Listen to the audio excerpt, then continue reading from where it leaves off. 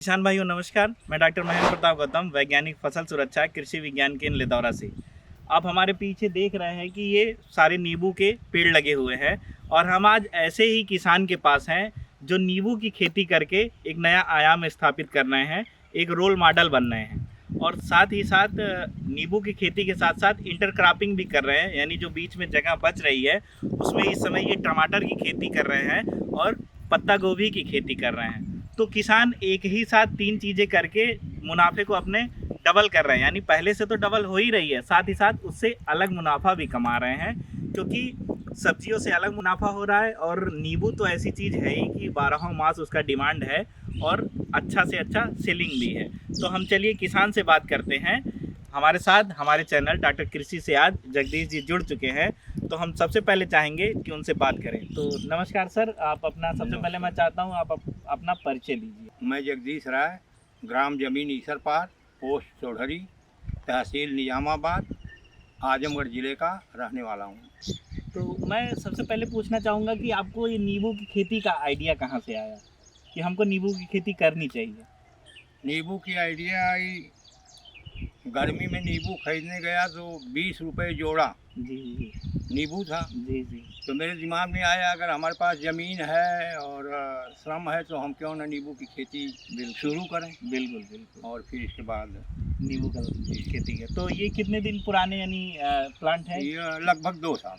2 साल के हैं और इसमें मैं देख रहा हूँ कि इसमें फूल आना शुरू हो चुके हैं। हाँ, किसी छोटे छोटे किस्म फल, अभी बहुत छोटे छोटे फल हैं। जी जी, तो 2 से 3 साल बाद इसमें फल आने शुरू हो जाएंगे और ज़्यादा से ज़्यादा फल आएंगे।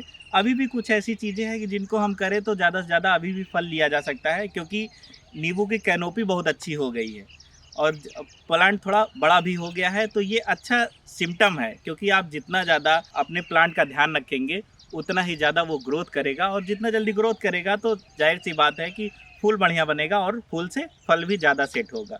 तो आपको कुछ समस्या भी आई जब सबसे पहले आप आए कि नर्सरी लाने में समस्या हुई या जब लगाए होंगे कुछ पेड़ सूख गए होंगे, ऐसी कुछ समस्या आपको हुई? हाँ, जब पेड़ लगाने का मन बनाया तो मैं केवीके आजमगढ़ से संपर्क किया। जी वहाँ डॉक्टर आरपी सिंह जी से मेरी मुलाकात हुई जी जी और उन्होंने मुझे नागपुर का एक नंबर दिया। नागपुर के वरिष्ठ वैज्ञानिक हैं सोनकर जी, जी जी उनसे मैंने संपर्क किया नींबू के बारे में। जी जी तो वो अनुसंधान केंद्र के वरिष्ठ डॉक्टर हैं, जी तो उन्होंने मुझे जो सलाह दिया उस हिसाब से मैं उस काम को आगे किया। जी और लेने के लिए नागपुर जाने वाला था लेकिन नहीं जा सका, तो उनके माध्यम से मैं इसे बस्ती राजकीय पौधशाला से जी जी इन पौधों को खरीदा। खरीद। अच्छा अच्छा, तो जब लगाए होंगे इसके लिए तो पहले से कुछ तैयारी किए होंगे, गड्ढा हाँ खुदवाए होंगे? हाँ, पहले से 1.5 फुट लंबा, 1.5 फुट चौड़ा और 1.5 फुट गहरा जी गड्ढा खुदवाया था। उसमें 10-10 किलो गोबर की खाद मिला के उसको ढक दिया था जी जी और उसके बाद 3 महीने के बाद उसमें जो है पौधरोपण किया गया है। जी जी। तो देखिए सबसे बड़ी बात ये है, किसान क्या करते हैं डायरेक्ट ला के लगा देते हैं, या जो हमारे छोटे छोटे किसान हैं जो अपने घरों पे लगाते हैं डायरेक्ट ला के लगा देते हैं, फिर वो कहते हैं कि सर हमारा पेड़ सूख गया।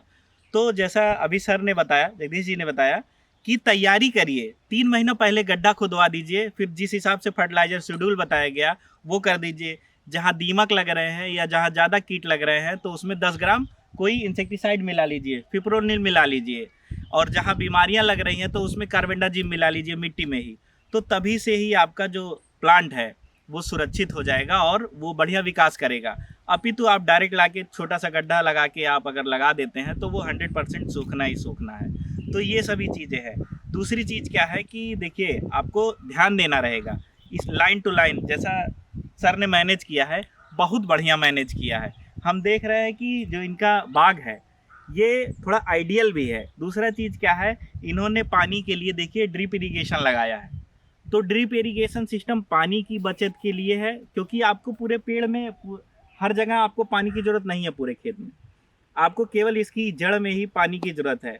तो ड्रिप इरिगेशन एक बहुत अच्छा तरीका है। अच्छा, इसमें सबसे अच्छी बात क्या है कि प्लांट को जितना पानी चाहिए होगा आपका सिस्टम उतना ही पानी देगा, तो उससे विकास भी अच्छा होगा और समय समय पे पानी मिलता रहेगा, किसान को चिंता करने की ज़रूरत नहीं रहेगी।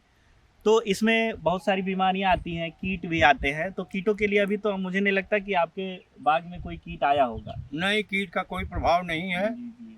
और इसमें नीम का तेल जो मार्केट में मिलता है, जी जी। 2 महीने 3 महीने पर मैं एक आध बार स्प्रे करा देता हूँ। तो बहुत अच्छा। देखिए यही जागरूकता वाली बात है। जैसा मैं अभी प्लांट को ध्यान से देख रहा हूँ, तो इसमें मैं देखा कि कोई कीट का प्रकोप नहीं है। इसमें लेमन बटरफ्लाई लगता है। अभी कुछ दिन पहले मेरे केवीके वाले ग्रुप में एक किसान ने मैसेज किया, और वो भी मार्टिनगंज ब्लॉक से किया। तो उन्होंने दिखाया, और यहाँ पे वो बीमारी कह रहे हैं, यहाँ पे ये कीट बिल्कुल नहीं है। तो इसी का असर है। इन्होंने प्रिकॉशन किया है, प्रिवेंटिव मेजर किया है। जैसा बता रहे हैं कि ये हर दूसरे तीसरे महीने नीम ऑयल स्प्रे कर देते हैं।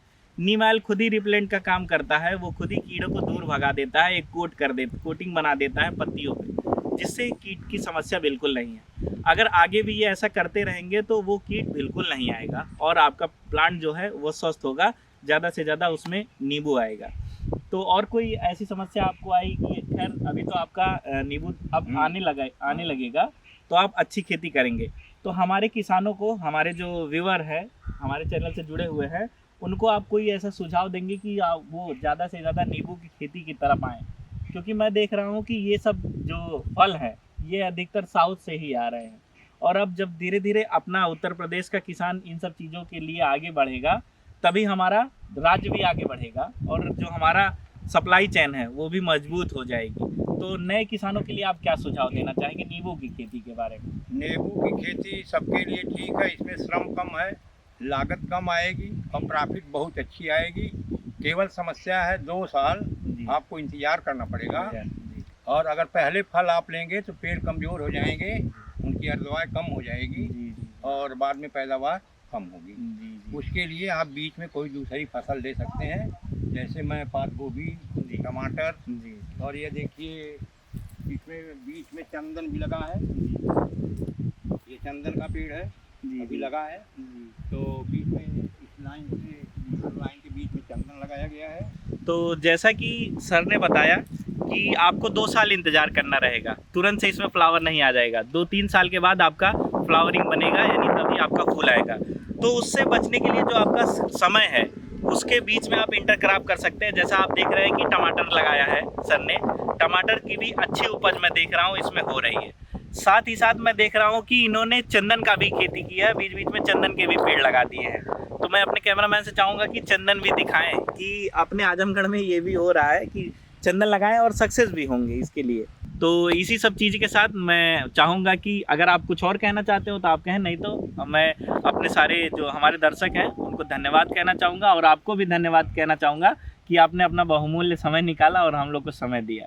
मैं किसान भाइयों से यही कहूँगा कि भरसक वह जैविक खेती करें, एक पशु जरूर पालें, और एक पशु के गोबर से अगर सही तरीके से उसका उपयोग किया जाए तो कम से कम 3 एकड़ तक खेती आप कर सकते हैं बिना रासायनिक खाद के। उसके लिए थोड़ा सा किसान जागरूक हो जाएं, और वह सब सिस्टम मिल जाएगा, मेरे यहाँ से मिल जाएगा, या आप केवीके से ले लें। खाद कैसे बनाई जाएगी, उसमें बहुत लागत नहीं है आपकी है। 2 ड्रम रख लीजिए, और 10 किलो गोबर, 10 किलो गोमूत्र, इस तरह से मिला करके 1 किलो राख मिला दीजिए। जी।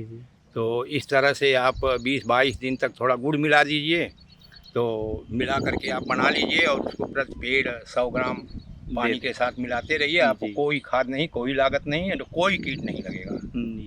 तो अभी सर ने नेचुरल टॉनिक के बारे में बताया कि अगर ये करते हैं तो आपको जितनी रासायनिक खाद है, डाई, यूरिया या कोई भी खाद है, उसकी ज़रूरत बिल्कुल नहीं पड़ेगी। तो किसान भाई ये करें, जो खाद में पैसा खर्च करते हैं वो भी बचेगा, तभी किसान को मुनाफा भी ज़्यादा होगा।